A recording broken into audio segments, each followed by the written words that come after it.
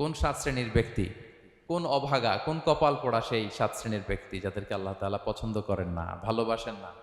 এই মর্মে তিনি কালামুল্লাহ মাজিদে ঘোষণা দিয়েছেন এবং আমরা সতর্ক হওয়ার চেষ্টা করব এই বৈশিষ্ট্য যেন কশিনকালেও কভু আমাদের মধ্যে না আসে। তাহলে কালামুল্লাহ মাজিদ আল্লাহ তাআলা যে জানিয়েছেন যে তিনি ৭ শ্রেণীর ব্যক্তিকে পছন্দ করেন না, তার মধ্যে প্রথম শ্রেণী হচ্ছে সীমা লঙ্ঘনকারী। আরবিতে বলে আল মুআতাদুন, সীমা লঙ্ঘনকারী ব্যক্তিকে আল্লাহ তাআলা পছন্দ করেন না। লিমিট ক্রস করলে আল্লাহ তাআলা পছন্দ করেন না। লিমিটকে কেউ যদি ওভারস্টেপ করে, ক্রস করে, আল্লাহ তাআলা পছন্দ করেন না। সীমা লঙ্ঘনকে তিনি মোটেও পছন্দ করেন না।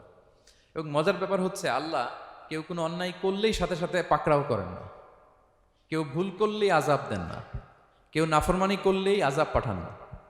আল্লাহ অনেক সময় দেন, অনেক সময় দেন, শুধরে যাবার অনেক টাইম সে পায়। তারপরও যখন সে লিমিট ক্রস করে তখন আল্লাহ ধরেন। আল্লাহ সব সময় ধরে না, ধরলে ছাড়ে না, ধরে ধরে ধরে না, ধরলে আল্লাহ ছাড়ে না। আল্লাহ সব সময় ধরবে না।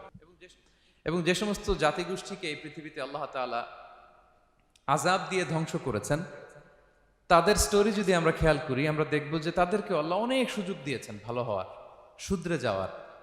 কিন্তু তারা আল্লাহর আদেশ অমান্য করতে করতে করতে করতে যখন লিমিট ক্রস করে ফেলছে, একটা সবকিছুর একটা লিমিট থাকে, কি বলেন? We all should know all limits. আপনাকে জানতে হবে যে আপনি কতটুকু পর্যন্ত করতে পারবেন, কতটুকু আপনার সীমানা। You should know your limit. এই লিমিটটা আপনার জানতে হবে। তারা যখন লিমিট ক্রস করেছে আল্লাহ আযাব দিয়েছে। আপনারা সামুদ জাতির নাম শুনেছেন? তাদের কাছে আল্লাহ তাআলা একজন নবী পাঠিয়েছিলেন, নাম হচ্ছে সালেহ আলাইহিস সালাম। আল্লাহ নবী সালেহ আলাইহিস সালাম, তিনি তাদেরকে দাওয়াত দিলেন যে হে আমার জাতিগোষ্ঠীর লোকেরা, এক আল্লাহর ইবাদত করো। তারা অবাধ্য হলো। তিনি সত্যের পথে আহ্বান করলেন, তারা এই কথা শুনলো না।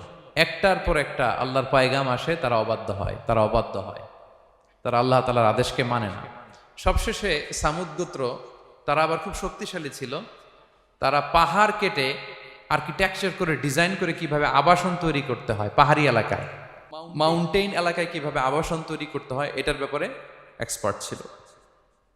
কিন্তু তারা সালেহ আলাইহিস সালামকে বলল, সালেহ তুমি পাগল, তুমি জাদুকর, তুমি যে আল্লাহর কথা বলছো আমরা মানবো এক শর্তে, যদি এই পাহাড়ের ভেতর থেকে 10 মাস